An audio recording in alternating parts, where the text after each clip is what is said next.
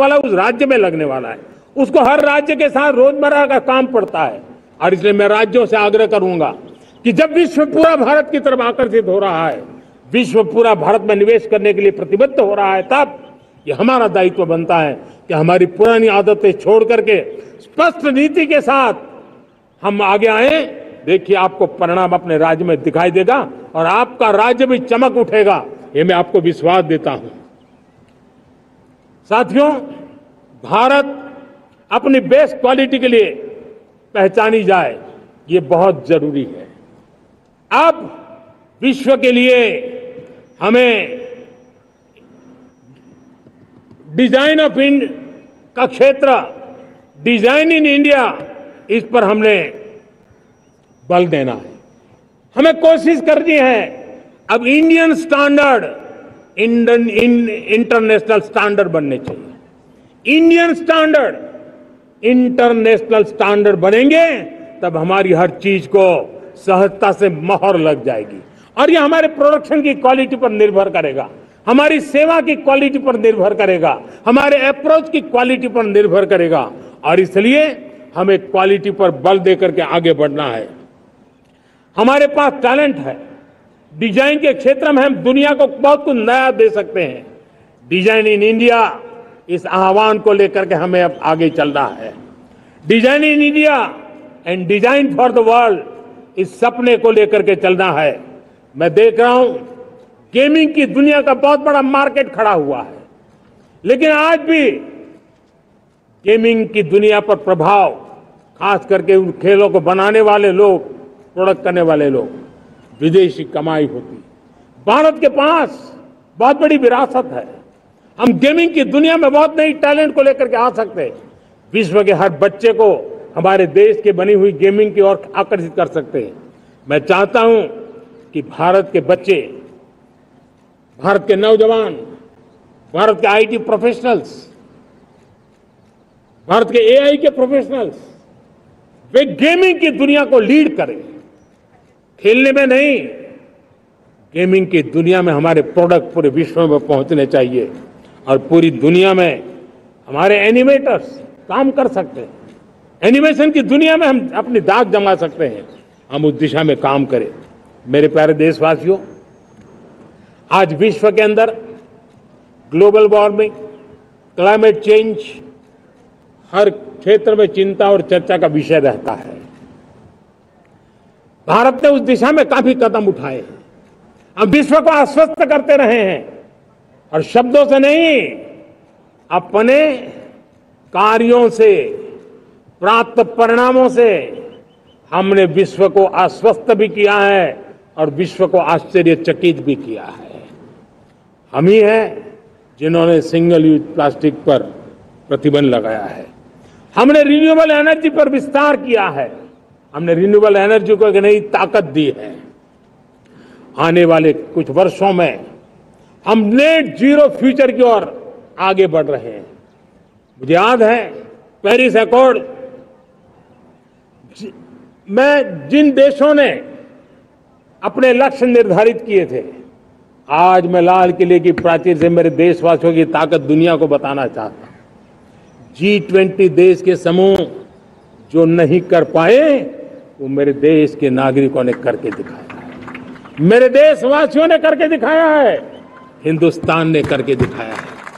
Paris accord के अंदर जो टारगेट हमने तय किए थे, उन टारगेट को समय से पहले पूरा करने वाला G20 देशों के समूह में अगर कोई है तो एकमात्र मेरा हिंदुस्तान है, एकमात्र मेरा भारत है। और इसलिए गर्व होता है साथियों। रिन्यूएबल एनर्जी के टारगेट हमने पूरे, हम 2030 तक रिन्यूएबल एनर्जी को 500 गीगावाट तक ले जाने के लिए मकसद से काम कर। आप कल्पना कर सकते हैं कि कितना बड़ा लक्ष्य है। दुनिया के लोग सिर्फ 500 गीगावाट शब्द सुनते हैं ना, तो मेरी तरफ ऐसे ऐसे देखते हैं। लेकिन आज मैं विश्वास से कह रहा हूं देशवासियों को कि इस लक्ष्य को भी हम पूरा करके रहेंगे और ये मानव जाति की भी सेवा करेगा, हमारे भविष्य की भी सेवा करेगा, हमारे बच्चों के उज्जवल भविष्य की गारंटी बनेगा। हमने 2030 तक हमारी रेलवे को नेट जीरो एमिशन का लक्ष्य लेकर के हम चल रहे हैं। साथियों, पीएम सूर्य घर मुफ्त बिजली योजना उसको एक नई ताकत देने वाली है और ये बदलाव का फल मेरे देश के सामान्य परिवार को मिला, विशेष करके मेरे मध्यम वर्ग को मिलेगा जब उसका बिजली का बिल मुफ्त हो जाएगा। इलेक्ट्रिक व्हीकल उसकी मांग बढ़ती जा रही है। जब पीएम सूर्य घर योजना से वो बिजली उत्पादन करता है सूर्य से, तो उसका व्हीकल का प्रवास का खर्चा भी वो कम कर सकता है। साथियों, हम ग्रीन हाइड्रोजन मिशन लेकर के एक ग्लोबल हब बनना चाहते हैं। बहुत तेजी से नीतियां बनाई गई है, बहुत तेजी से उसका इम्प्लीमेंटेशन का काम हो रहा है और भारत ग्रीन हाइड्रोजन एक न्यू एनर्जी की दिशा में हम जाना चाहते हैं। और ये सारे जो प्रयास चल रहे हैं, क्लाइमेट की चिंता तो है ही है, ग्लोबल वार्मिंग की चिंता है, लेकिन इसके अंदर ग्रीन जॉब्स की बहुत बड़ी संभावना है और इसलिए आने वाले कालखंड में ग्रीन जॉब्स का महत्व बढ़ता है। तो उसको सबसे पहले कैप्चर करने के लिए मेरे देश के नौजवानों को अवसर देने के लिए और ग्रीन जॉब्स के लिए एक बहुत बड़ा क्षेत्र को बढ़ावा दे रहे हैं। मेरे प्यारे देशवासियों, आज हमारे साथ इस तिरंगे झंडे के नीचे वो नौजवान बैठे हैं जिन्होंने ओलंपिक की दुनिया में भारत का परचम लहराया। मैं मेरे देश के सभी एथलीट्स को, मेरे देश के सभी खिलाड़ियों को 140 करोड़ देशवासियों की तरफ से बधाई देता हूं और हम नए सपने, नए संकल्प, अत्यंतिक पुरुषार्थ के साथ नए लक्ष्यों को हासिल करने के लिए आगे बढ़ेंगे, ऐसा मैं विश्वास के साथ उनको शुभकामनाएं भी देता हूं। आने वाले कुछ दिनों में भारत के एक बहुत बड़ा दस्ता पैरालंपिक के लिए पेरिस जाने के लिए रवाना होगा। मैं मेरे सभी पैरालंपिक खिलाड़ियों को भी हृदय से बहुत बहुत शुभकामनाएं देता हूं। साथियों, भारत ने G20 को ऑर्गेनाइज किया, हिंदुस्तान के अनेक शहरों में ऑर्गेनाइज किया, 200 से ज्यादा इवेंट किए। पूरे विश्व में G20 का इतना बड़ा व्याप, इतना बड़ा कार्यक्रम कभी नहीं हुआ, इस बार हुआ। इसने एक बात सिद्ध कर दी है कि भारत में बड़े से बड़े कार्यक्रम ऑर्गेनाइज करने की ताकत है।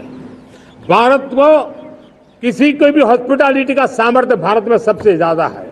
अगर ये सिद्ध हो चुका है तो साथियों, हिंदुस्तान का सपना है कि 2036 में जो ओलंपिक होगा वो मेरे हिंदुस्तान की धरती पर हो। इसके लिए हम तैयारी कर रहे हैं, उसके लिए हम आगे बढ़ेंगे। साथियों, समाज के आखिरी तबके के जो लोग हैं, ये हमारा सामाजिक दायित्व है।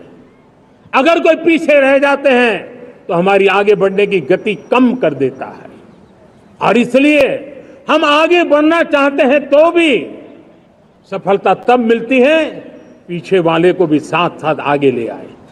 और इसलिए हम सबका दायित्व बनता है कि हमारे समाज में आज भी जो क्षेत्र पीछे रह गए हैं, जो समाज पीछे रह गए हैं, जो लोग पीछे रह गए हो, हमारे छोटे छोटे किसान हो, हमारे जंगलों में रहने वाले मेरे आदिवासी भाई बहन हो, हमारी माताएं बहनें हो, हमारे मजदूर हो, हमारे श्रमिक साथी हो, हमारे कामगार लोग हो, इन सबको हमें बराबरी में लाने के लिए, हमारे बराबर लाने के लिए भरपूर प्रयास करना है। लेकिन